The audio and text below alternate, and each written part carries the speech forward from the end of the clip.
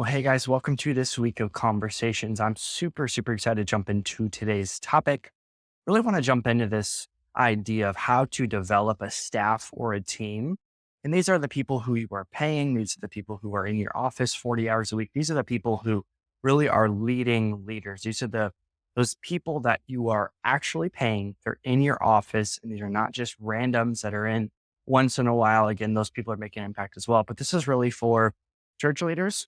And some recent observations I've had, I don't know if we're doing the best job at developing our staff. I think what happens, and this might just be my personal experience or having conversations with people, but really the general consensus is once we reach the lid of leadership where we are now leading leaders who lead leaders, so that's like second or third layers down into the org chart or the structure of your company, what ends up happening is we almost develop this mindset of self-feeding. And I don't think self-feeding is bad. I think that's actually a part of development. But the reality is, in this moment, I want to break down some more theories and principles and then get into the practical side of it on if you have a staff of 5 or 500, really how we can develop them. And again, this is for people in the church and out of the church. This is all it's the same thing regardless because we're dealing with people and development. And with that being said, as we jump into it, in the show notes, there's a link tree and there's plenty of free resources to have for you. There's devotionals, there's apps that I use for videos. There's honestly just hundreds of different things that you can find on my website as well. Just free resources for you. I hope that you would be able to use those to your advantage. And in the midst of that, I want to just dive into this concept of development. And with that being said, thank you so much for listening to this, by the way. It means the world to me if you're listening to this via audio on the pod. If you're listening on Apple or Spotify or Amazon, wherever you're listening to it, seriously, it means so much to me. And YouTube, I love you so much. Thank you for subscribing. There's about 55,000 of you at the current time. Seriously, it means so much to me to think about how there's 55,000 human beings, individual people listening and watching my content on YouTube. Seriously, that just like blows my mind. It's so cool. But as we jump in, let's bring some definitions here because we've heard this probably 1,000 times from preachers, but if you don't have definitions, you won't have distinctions, and distinctions means that you can decide and see what is what. And I think the church does the word develop a really injustice because what I'm talking about is I like to say all the Lees. You got spiritually, physically, emotionally, psychologically, physiologically, whatever, all the Lees. And that's what I'm talking about. How do we bring somebody from where they're at to where they're going? And it is our responsibility to get them from A to B, but B is not the end goal. There is no such thing as the end goal when you're developing somebody because there's no such thing as a perfect person. So there's a lot, honestly, that's freeing for some of you, but then there's also people where you go, great, Josh, I get it. There's no end goal. It's all about the progress, not the perfection. But at the end of the day, people who are not being developed will leave you. And I don't know if that's a bad thing or a good thing. I think, in my opinion, anyways, I think it's telling of the type of leader you are based on your turnover rate. And we all know this. If we're in the HR space and in the development space you're going, there's probably a red flag if they have a new employee in the same role every 6 months. And you've heard it 1,000 times. People don't leave bad organizations. They leave bad managers, bad leaders.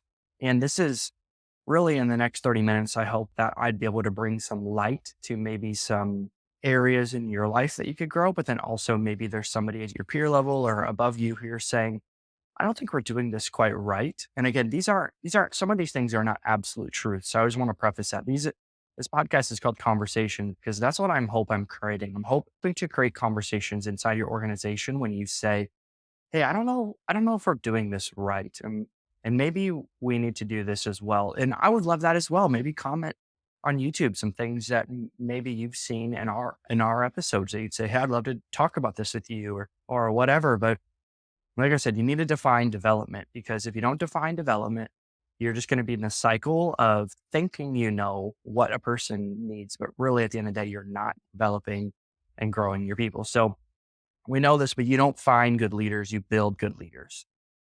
No one is born a leader. I don't care what people say. I think you might have traits of dominance or charisma, but those things don't oftentimes equate to leadership. Those are just personality traits. Somebody can be charismatic and be a horrible leader. Somebody can be dominant, and times that's not a great leader. So we gotta bring some definition. So, like I said, in my opinion, development is saying we're taking one human being, from where they are to where we want them to be and where they want to be. And you got to gain agreement on that, because many times we're trying to develop somebody into this person, the type of person we want, but they're saying, I don't want to be developed into that type of person. I want to be this type of person. So you got to gain agreement. So just some thoughts here. We got 4 thoughts, and then I'll give some super, super practical recommendations to you on how to do this. But you got to have a vision. If you want to develop leaders, if you want to develop people, human beings, you got to have a vision. And there's 2 types of visions that I want to talk about right here. There's the company or organization, the company organization's vision, which is, this is where we are headed towards. This is where we are going. This is where it's we. And the other side of the vision is the personal vision. That's you or I. It's not plural, it's individual. And it's your responsibility as a leader to paint the picture of how that person plays a part in the bigger vision. Oftentimes we assume people know what we're talking about, or assume they know the vision. Even if you've been in an organization for 25 years, you're gaining new members, employees, people. You got to reiterate the vision constantly. Like the vision should be so ingrained in the people's lives that they could be able to recite it to you. So make it personal and paint a picture of what the vision is. Make it personal. And really jumping in some more thoughts here. Again, we got some thoughts, and then we'll go super practical, but they can set boundaries, set them for them, and help them understand why. In this development culture, again, this is how to develop a leader, how to develop your staff. Development happens when we have boundaries, and a boundaryless leader or a boundaryless employee has a timeline on it. And I would almost just say some of these topics that I'm going to be just highlighting, these are warning signs to you, yellow lights or yellow flags. These are not red flags yet, but they're indicators of going, this person is going the wrong way, and we need to pivot with them. So a person needs to have boundaries. I was just having a conversation with an employee of, you might not seem like a big deal right now, but I recommended to them, I said, hey, you should probably move up that meeting just a little bit, because that's a little late for just a random meeting that could probably be done in the afternoon. And they're in that type of personality. They want to be a pleaser. They're an achiever, which being achiever is great. I think that's great. We should strive for accomplishments and all those things, because that's what greatness is. But it's a yellow flag, because a person who cannot set their own boundaries will burn out. And it might not be they just get super tired, but mentally they're not working. They're not physically at that meeting. They're thinking about being off work. They're thinking about having a different job that's easier. And this is the stuff where I've had conversation with people where they go, well, they just need to toughen up. They just need to get the, it's like, no. John Maxwell, right? Everything rises and falls on the leader, AKA we got to take ownership of our people. And like I said, set them for them on the side of, again, these are employees. These are not just random people, but you need to set them for them and help them understand why they have a boundary.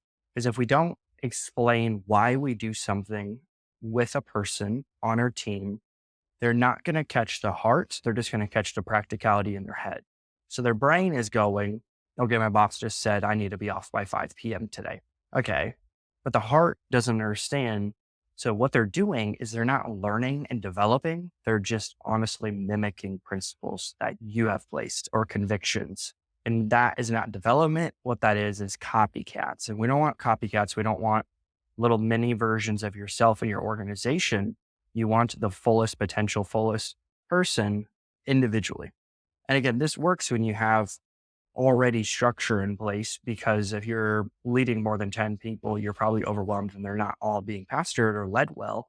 But this is, again, boundaries. Boundaries is the key to development. I'll say that. You need to have boundaries they need to have boundaries. You need to have boundaries with your calendar, with your conversations, with your one-on-ones. And then we'll go into that in a little bit. But you need to measure what matters. Jump into the next one, measure what matters. So how do we quantify health?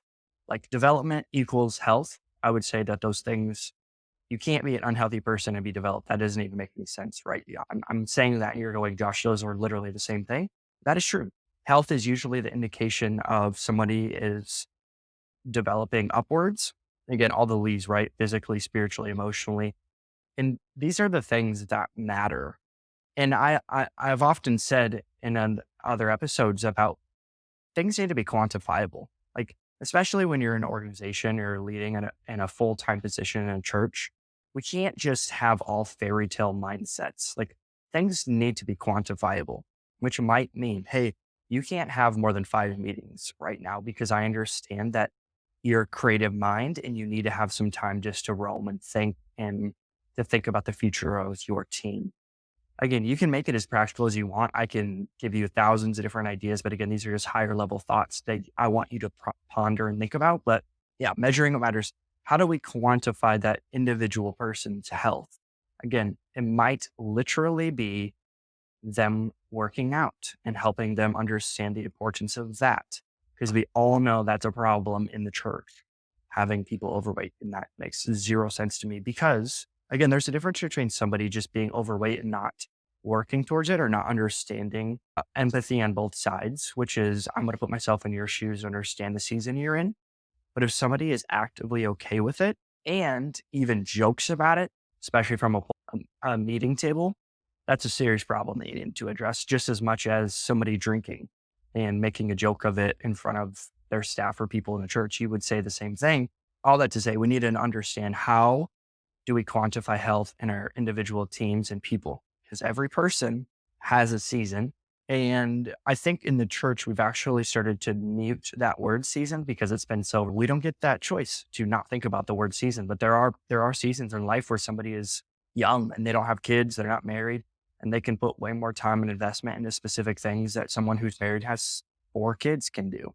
And us not having the empathy to be able to speak to that person and give them the affirmation that they need in that season about their potential in within that boundary, we're just doing an injustice to them because they could actually be winning. They could actually be doing so good in their job and their role in the fruit inspection of you saying, man, their team is flourishing, the ministry is flourishing, the people are being developed and being discipled. But they don't know that because you're not helping them understand the numbers that need to be quantified and measured. Measure what matters. Stop wasting time and energy in meetings talking about things, talking about theories or philosophies of ministry. Get more practical because many times when we have this self-feeder culture, I've seen this anyways, is you actually develop self-feeding with all the wrong things. Again, reading my Bible, praying to God by myself, being in isolation and not turning my phone on and sitting with the Holy Spirit. That's all stuff that needs to be personal, right? And there's moments where we're going to be doing that corporate as well. But it's not good when you're trying to make all of that development as an isolation task. I remember being 18, having a conversation with somebody who hired as a college pastor, in college and go, here you go, build a college ministry. They never had a one-on-one. They never had a conversation. They never got feedback on the service flow, nothing. 6 months later, he gets sit down with the executive and they go, hey, this isn't working out. This is somebody who's served in the church for 15 years, the same church, that church, faithfully, not one problem. And that was the first time where I realized how poor we are at developing people in our staff positions because we assume that they are going to just understand it all. We're going to assume that just because they love Jesus and can teach a little bit about the Bible means that they're going to be brilliant thinkers and innovators and leaders. But we would never do that in either context. So don't just assume people know how to build teams, build structures around their services, because most of the time we serve in one area of the church, which isn't bad, but there's times where you don't know something about something else and we're not teaching them how to think. We're not teaching them to see what we see on a Sunday. What we're doing is we're just telling them to do the tasks we don't want to do. And that's a problem. So don't be that person. Develop your people. Talk about, again, Define what development means in your church staff or your staff if you're not a church. Share the vision, make it personal, set boundaries, you and them.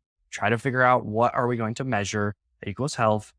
And again, structured relationships are not bad.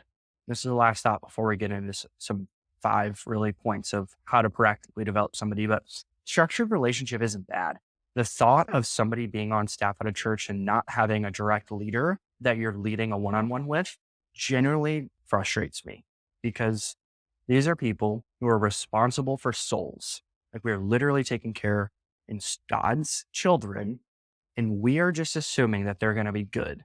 That just makes no sense, because on a Sunday, what we would do is we would communicate to the church. They need to be in a small group. They need to serve. They need to be in community, whatever that means in your church, whatever community means.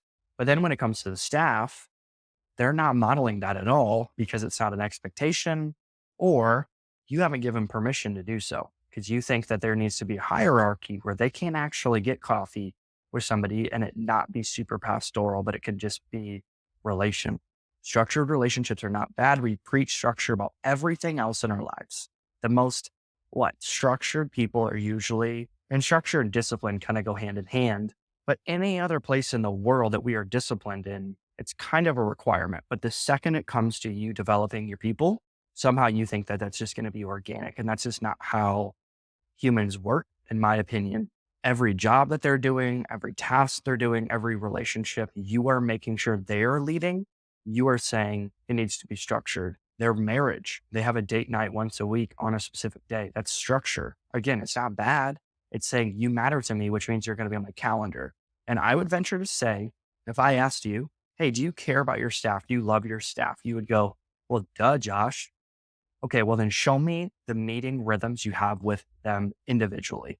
And again, you might be a team leader of a church and you have 5 people on your team. It's the same principle as a lead pastor with 50 staff. Again, you're not going to lead all 50 people, but you might be leading 5 who lead 10. You know, I hope you understand what I'm saying. We need to bring structure to our relationships, because structure and discipline equals development.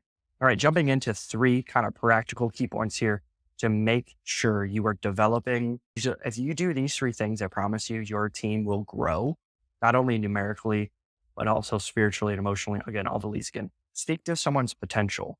Your job is not to speak to where people are at, it's to speak where they're going, which this takes vision, this takes prayer, this takes thinking about the person.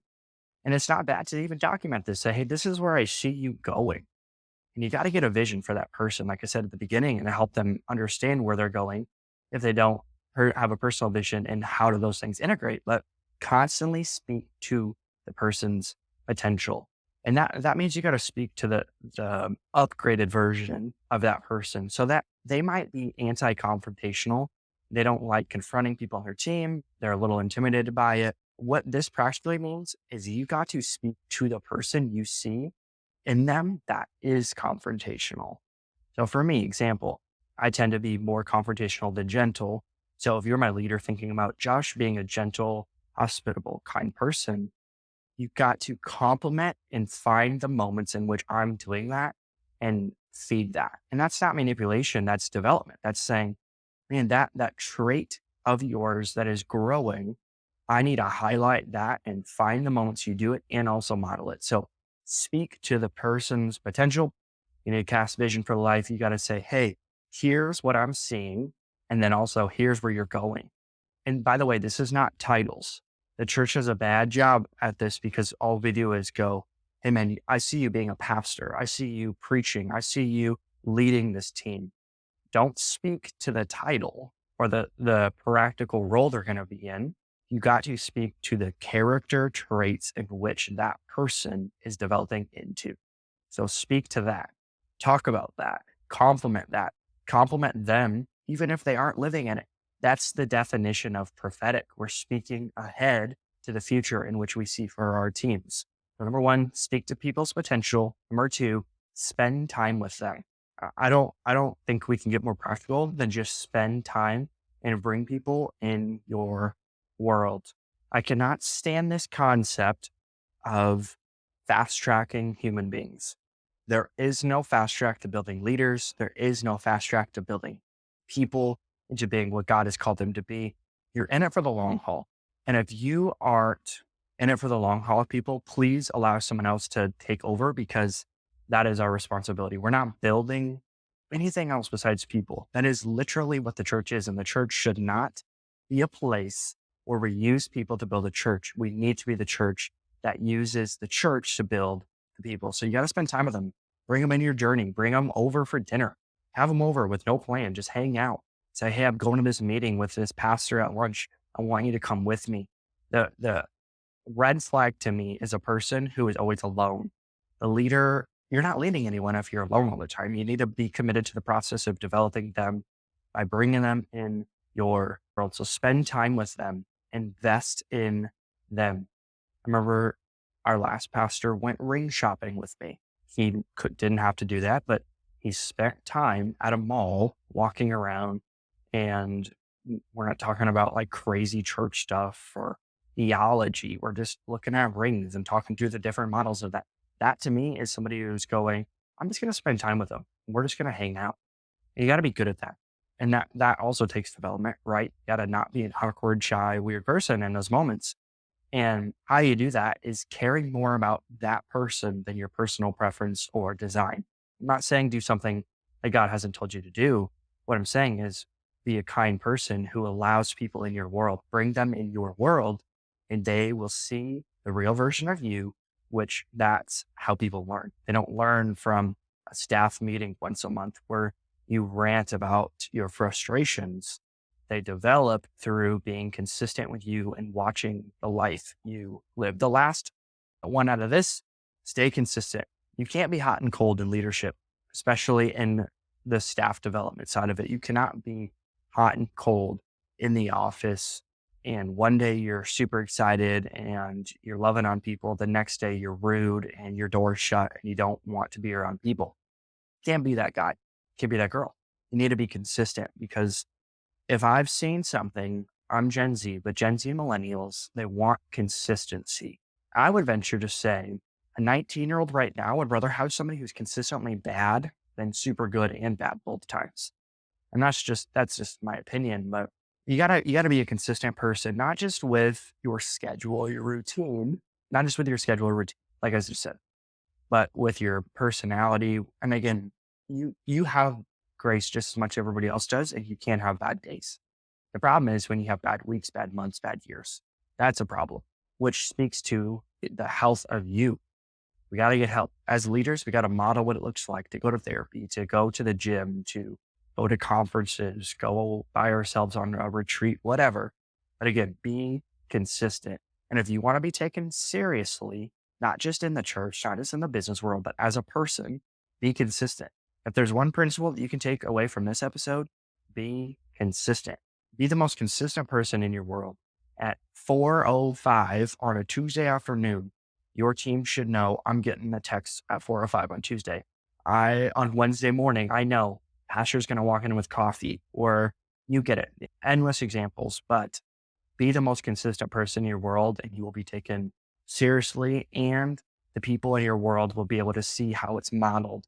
It's not just be a hot and cold leader, but be a consistent person with the people in your planet. So the last two really basic principles that I think applies to you via Jonah 1. So go read Jonah 1, and pause this, come back to it. But there's really 2 points here that you can see God and Jonah and how we can develop people in our world. So 2 simple points here. Choose somebody, give them a mission. So God gives Jonah a clear mission, right? Go to Nineveh. That's his mission. He chose the person, he gave him a mission. So my last prompting question here, do people know exactly what their mission is? And again, we say mission, we say vision, we say develop, we say consistency. We say these things in the church all the time, but I don't know oftentimes if we bring definitions to them.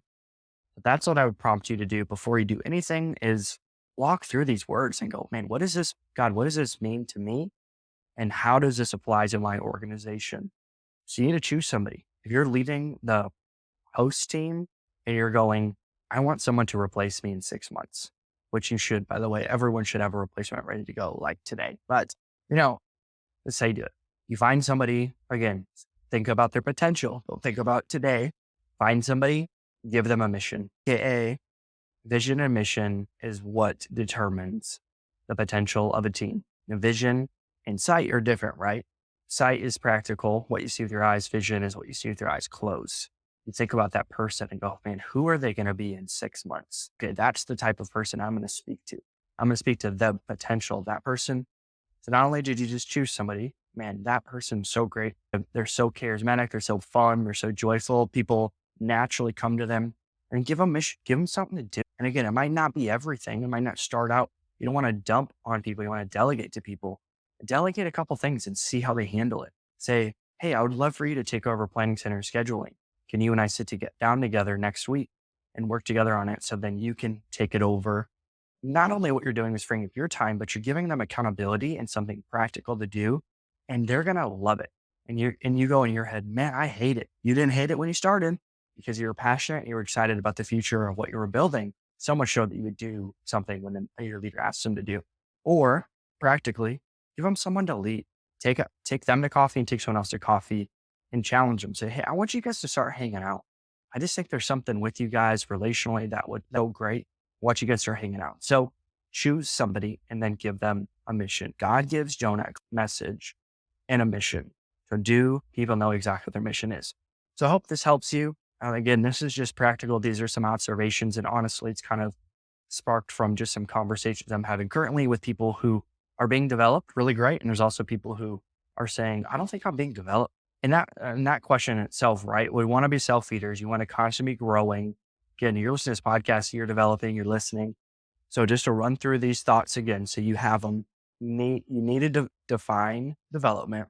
We don't find good leaders, we build good leaders. You need to have a vision, make it personal. Again, it's your job to paint the picture. If they don't know the vision, they don't understand how the vision applies to them. It's not their fault, it's your fault. If they can't set boundaries, help them understand why they need to have boundaries and work with them to set those in place. Measure what matters. How do we quantify health? Again, I can't do that for you. Your organization needs to figure out what is the goal for your organization and work backwards, reverse engineer it to find practically how to quantify health in that individual. And structured relationships are not bad. We do it with literally everything else on our planet. And I don't know how somewhere we gave ourselves the permission to give excuses on why to not develop people, but we need to develop people, speak to someone's potential, spend time with them, and stay consistent. Thank you guys so much for listening to this episode. Seriously, it's been so much fun. We'll see you next week.